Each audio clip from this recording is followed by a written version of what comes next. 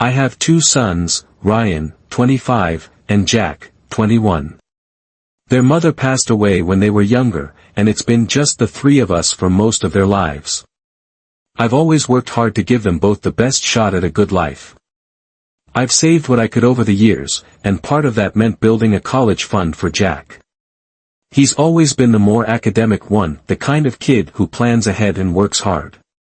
Ryan, on the other hand, has always been more carefree, never really interested in school, and has been working random jobs, trying to figure things out. I had saved around $60,000 for Jack's college fund. He's been using that money for his tuition and other school expenses. I've been proud of how responsible he's been with it, and I always believed he would put it to good use to secure a bright future. Ryan, however, didn't go to college.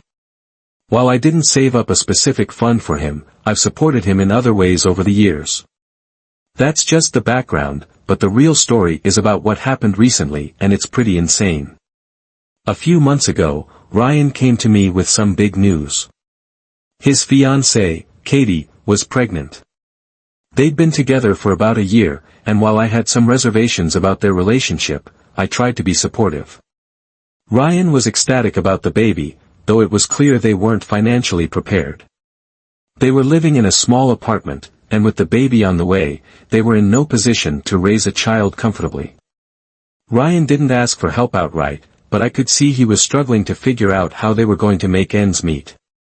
The news of the pregnancy was a shock, but what happened next was even worse. One night, I overheard a heated argument between Jack and Ryan. I didn't mean to eavesdrop, but what I heard froze me in place. Ryan was accusing Jack of having an affair with Katie. At first, I thought it was just a misunderstanding, maybe tempers were flaring, and Ryan was being paranoid. But then Jack admitted it. Jack and Katie had been having an affair behind Ryan's back. Worse yet, Jack wasn't just involved, he was the real father of the baby. I couldn't believe what I was hearing. My younger son had betrayed his brother, and Katie had been lying to Ryan the entire time. It was like my world was spinning out of control. After that night, everything exploded. Ryan was heartbroken and furious, understandably so. He immediately broke off his engagement with Katie, but the damage was already done. Ryan had been ready to become a father, and now not only was his fiancée having another man's child, but that man was his own brother. Katie confirmed it all. She admitted to having an affair with Jack and confessed that Jack was indeed the real father of the baby. The truth hit all of us like a sledgehammer. Ryan moved out of their apartment and crashed at a friend's place. He was emotionally wrecked, and even though the relationship with Katie was over, the situation was complicated because there was still a baby on the way. Ryan had gotten attached to the idea of being a father, but it wasn't his child. Jack, for his part, was full of apologies, but his actions had fractured our family. He admitted to the affair but claimed he never intended to hurt Ryan. He was overwhelmed by guilt and tried to make amends, but Ryan was in no place to forgive him, and honestly, I wasn't either. Here's where I might have become the a-hole as Ryan tried to pick up the pieces of his life. It became clear that he was in financial trouble. The breakup with Katie had left him homeless, and he was struggling to find a place to live while dealing with the emotional fallout. He was completely devastated and didn't know how to move forward. He had lost his fiancée, the baby he thought was his, and his sense of stability, all in one swoop. I could see how badly Ryan was hurting. He had no stability and nowhere to go. Meanwhile, Jack still had his college fund intact and was continuing with his education as if nothing had changed. I couldn't shake the feeling that Jack had caused all of this mess. He had betrayed his brother and now had the responsibility of a child on the way, while Ryan was left with nothing. So, I made a decision. I took the remainder of Jack's college fund, about $45,000 of it, and gave it to Ryan. I told Ryan to use the money to buy himself a house and start over somewhere he could have stability while figuring out how to move forward. I felt like Jack had created this entire disaster, and now Ryan was paying the price. Meanwhile, Jack still had opportunities ahead of him. When I told Jack what I had done, he was furious. He said the money had been promised to him, he'd earned it by being responsible, and that I was punishing him for something that had already caused him enough guilt. He claimed that taking the college fund wasn't going to fix anything between him and Ryan, and that I was throwing away his future because of one mistake. But I saw it differently. Jack had a lot going for him, he's smart, resourceful, and can still figure out a way to complete his education. Ryan, on the other hand, had nothing left. He was emotionally shattered and financially wrecked, and I couldn't just stand by and do nothing. Now, I'm stuck in the middle of this mess, questioning whether I did the right thing. Jack and I haven't spoken much since I gave Ryan the money. He's hurt and feels betrayed. He said that he already feels like he's lost everything, his brother's trust, his future with Katie, and now the financial support I had promised him. He's made it clear that he thinks I'm favoring Ryan. Ryan, meanwhile, is trying to rebuild his life, but even he feels conflicted about taking Jack's college fund. He's grateful for the help, but he knows that it's come at a cost.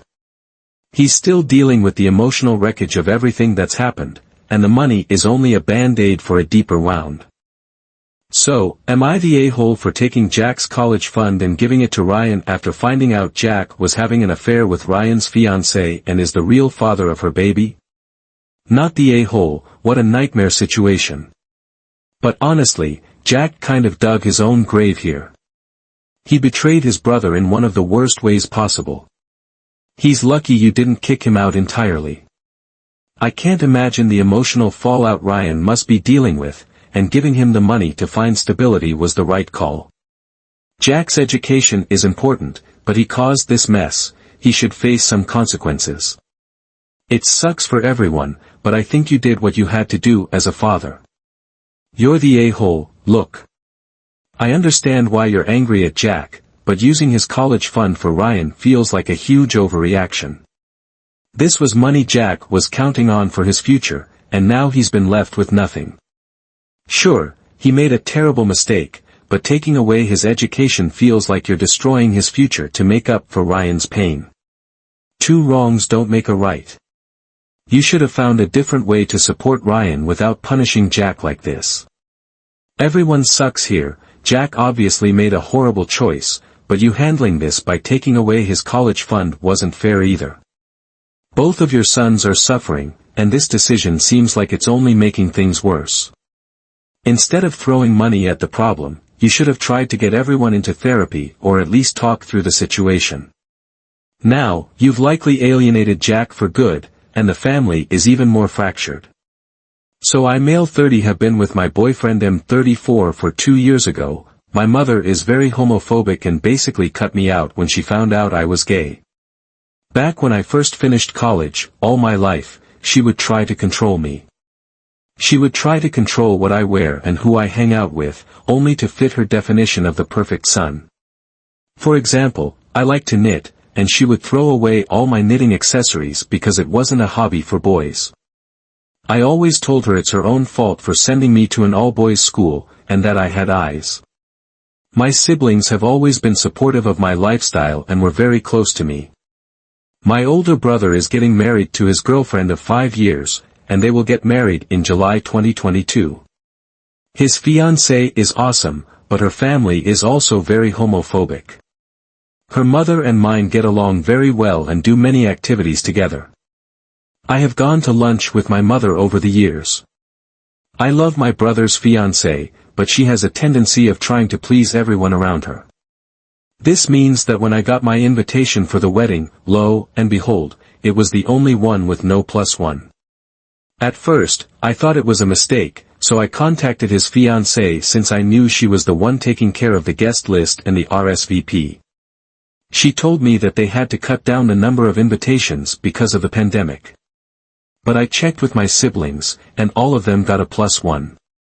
This really upset me and my boyfriend, since he is very close to my brother. They went to university together. I contacted my brother, who, of course, had no idea that I didn't have a +1, and told me he'd take care of it. I then received a bunch of text messages from my sister-in-law, berating me for talking to my brother, brother, and that I should have just taken the one invitation. She told me she did this to prevent any problems with me and her side of the family and my mother. She also told me that she didn't want me and my boyfriend to be the center of attention at her own wedding. She told me that she'll give me the +1, but that I'll be ruining her wedding. I've talked to friends and my siblings, and they're mostly on my side, but some have told me that it's her wedding and that she has the right to invite who she wants. I think I might be the a-hole because my mother's subtle homophobic remarks don't affect me anymore, but I don't think it'll be fair to let my boyfriend be subjected to them and her family's homophobia. It is, indeed, her own wedding. The a-hole op, please show your brother the text she sent. He sounds like a very caring person who loves his little brother and his boyfriend. I don't think you would want to marry someone who would treat you like this. Edit. I know some of you are questioning my use of the word lifestyle, and honestly, it's how I've always referred to my life. It's how my mother always referred to my life growing up, and it stuck with me. I feel like it's something I internalized, but I see how it can be detrimental to our identity. Edit 2. I haven't shown my brother the texts yet. My boyfriend and him are supposed to have a gaming night in a couple of days. My boyfriend and I discussed what we should do, and we'll talk to him after. I think you're right, and that I should show him her texts. Update. After my boyfriend and my brother had their gaming night, my boyfriend called me over to our gaming room. We talked to my brother and told him we both loved him, but decided not to attend the wedding. My brother was obviously upset until I showed him the advice of many of you guys and the texts from my future sister-in-law. To say he was livid was an understatement. He actually called up my sister-in-law in front of us and demanded that she apologize to both me and my boyfriend. She did, but defended what she did and explained her reasons to my brother, the same reasons she gave me when I first confronted her. He tried to argue with her, but she told him that she talked to him once he came back home and hung up. It took some time, but my boyfriend was able to calm him down, and we talked about everything. He told us he completely understands if we decided not to attend and that he would never hold it against us, even though he would love for us to be there. He told us he would never want us to degrade ourselves just for his fiancée's happiness. He ended up spending the night at our house because I didn't want him driving when this upset. In the end, we couldn't sleep and we talked almost all night. He told me that he sees my sister-in-law in a new light now, since he feels like her family will have too much power over their relationship. Our mother knows she doesn't have that kind of power over us, but he's scared that his mother-in-law would try to control his future wife. In the end, he told me that maybe he didn't want to attend his own wedding. I told him to get some rest and to really think about it before doing anything reckless. He slept until 1 p.m. and then went back home. We got a text a few days later, telling us the wedding was officially on hiatus, and that my brother and his fiancée were on a break. We told him that he could move in with us for now if he needed space from his fiancée, and he agreed. In the end, both my boyfriend and my brother told me I did the right thing by showing him the texts, because he deserved to know who he was about to marry. In June 2015, my brother and I found out that my mother's uncle, who had passed away only a few years before, had left my brother and I his share of their estate. This includes their Brooklyn home as well as any remaining funds after all others on the will have been paid, as well as debts and outstanding taxes. The estate is split 3 ways between myself, my brother, and the aunt's nephew. The estate attorneys have informed us that the entire estate was worth about $3 million. My brother and I each received an initial payout of $150,000 in July. The attorneys are waiting to pay taxes, debts, etc., to disperse any more funds. However, the estate attorneys accidentally sent our checks to our parents' house, and this is where things got bad. My parents currently owe the IRS about $1,300,000 due to 10 years of fees accumulating interest and basically ignoring payments to the IRS. My mother also spent 2.5 years in prison for this case. Whether or not she is guilty, we can save for another day. In June 2016, my parents, who found out the value of our uncle's home, proposed a loan for my brother and I. We would pay their $1,300,000 bill with the inheritance, and we would get the sum back when they are gone. How morbid, right? We said we would research our options but reminded them that we would do everything we can moving forward to make sure they have a roof over their heads, basic needs, and if they want to travel in their retirement, we would cover that as well. Come July, when the check showed up at their house, I drove down to their home to have a conversation with them about this, with my brother on the phone. I had consulted with an attorney, and in some of his advice, he was clear: do not get involved in this with your family. If they take a loan, you will have to be ready to go so far as to repossess their home. If you gift the money, you will need to work with a team of attorneys and accountants to make sure you are covered, and even then, the money will be all gone. My parents came back with ideas like, well, if we just say it's a loan, which I quickly explained is not something I am interested in getting involved in. This turned into my dad speaking down to us, essentially in my face, screaming and rolling his eyes. My mother called me afterwards and told me that my dad was not going to hide his feelings about me after the incident for my wedding in September, and she distanced herself as well. They came to my wedding, and things were about as awkward as expected. I could not get a hold of them before my wedding, they would not answer calls or return them. When they found out that I had said hello to my future mother-in-law before them, it got much worse. I was all around very hurt. I was ready to put everything aside and get on with the wedding, and I thought they might be excited for me. My husband and I paid for our entire wedding. In speaking with my mother afterwards, she was upset about X, Y, and Z that she was a guest at her daughter's wedding, the photographer didn't get the picture she wanted, and she never told me this until afterwards. Basically, things didn't go the way she wanted. I was very hurt, but again, I was ready to move on. Now, I think her hurt may have been her putting her guilt on me. She acknowledged my father, her husband, owed me a few apologies at this point, and she was not willing to challenge him on it. After our honeymoon, my parents called to get down to business. They had decided that they would take the $150,000 from each of us, totaling $300,000, and with the remaining balance on their debt, they would take a loan from the bank on properties they have, worth over $1 million. This would allow them to pay the IRS, and they would take the remaining inheritance when it came through. I was a bit taken aback, as this went from a loan to, this is the way it's going to go.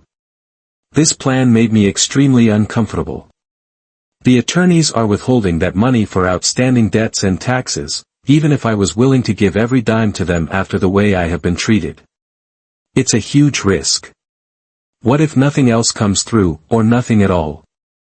I told him I wanted to consult an attorney, and he was again livid.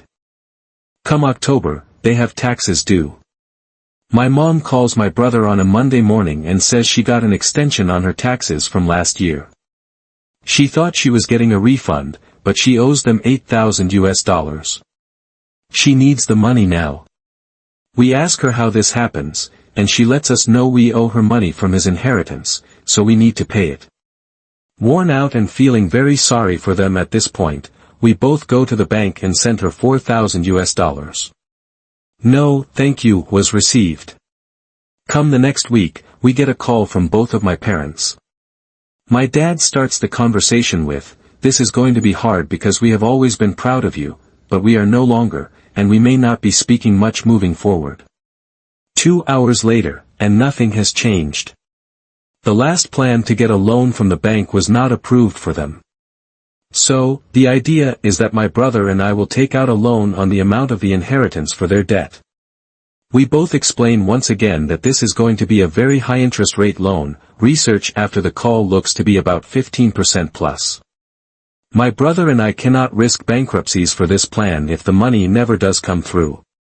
And that if they sell their properties, they will be out of debt with the IRS, and we can help them with expenses afterwards. We are told essentially it should be their money, and so anything else is our moral failing. We try to provide options for how this money can help all of us as a family. My brother and I put ourselves through school and have student loans we would like to pay off, and still be able to help my parents without throwing away a large sum to essentially a payday loan again. My dad is livid, and the conversation ends. We have not spoken since. At this point, I am strong enough to say no. I will not risk our future for a $500,000 plus loan on a sum of money that may or may not come through.